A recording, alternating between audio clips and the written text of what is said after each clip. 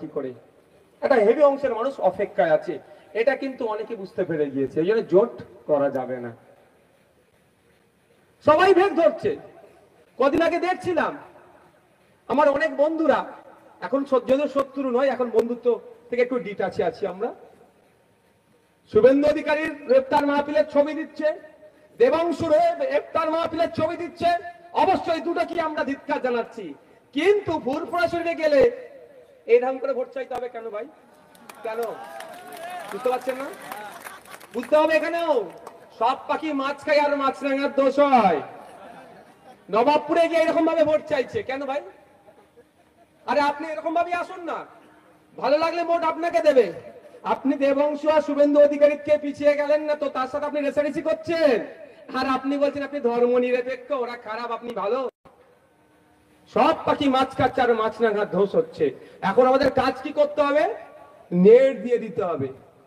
কি নেটটা? কি পুকুর বা মাছ যেন ওই পাখি না আর আসতে পারে, নেটটাই হচ্ছে খাম।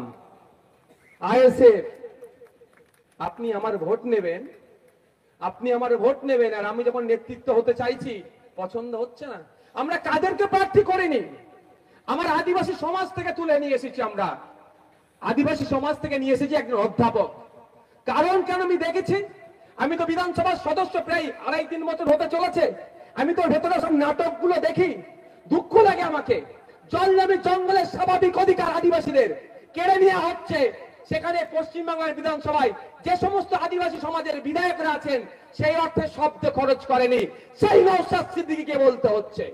আমি দেখেছি দলিত সমাজ তথা এসসি সমাজের বিধায়কগুলোকে, আর এসসি সমাজের এসসি কোটার যে সমস্ত চাকরিগুলো আছে নন এসসিরা খেয়ে নিচ্ছে, তাও কেউ প্রতিবাদ করতে দেখলাম না।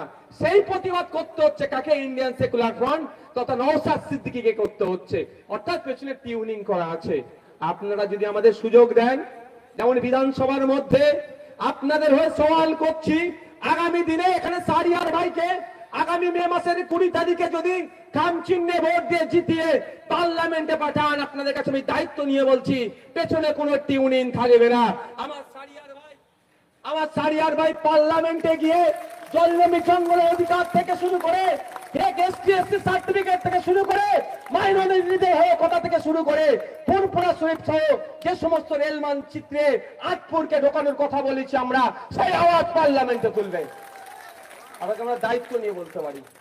আপনারা অবাক হয়ে যাবেন, ফুরফুরা শরীফে রেলের মানচিত্রে 3টে লাইন আছে, বারুইপাড়া থেকে, তারকেশ্বর থেকে আর ডানকুনি থেকে।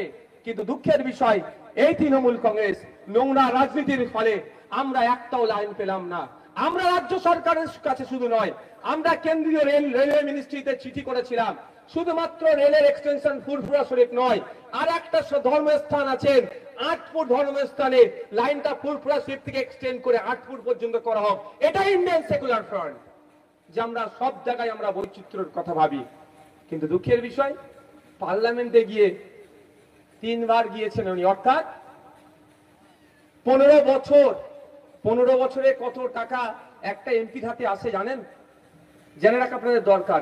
1 বছরে 5 কোটি, 5 বছরে 25 কোটি, আর 3-25 75 কোটি। কিন্তু 75 কোটি টাকা আসেনি, কারণ ওই মমতা ব্যানার্জির মতো, ওই শুভেন্দু অধিকারীর মতো মিথ্যার আশ্রয় এনে নওশাদ সিদ্দিকীর রাজনীতি করেনি। আপনাকে বলে রাখি, কোভিড পিরিয়ডে এমপিদের কিছু টাকা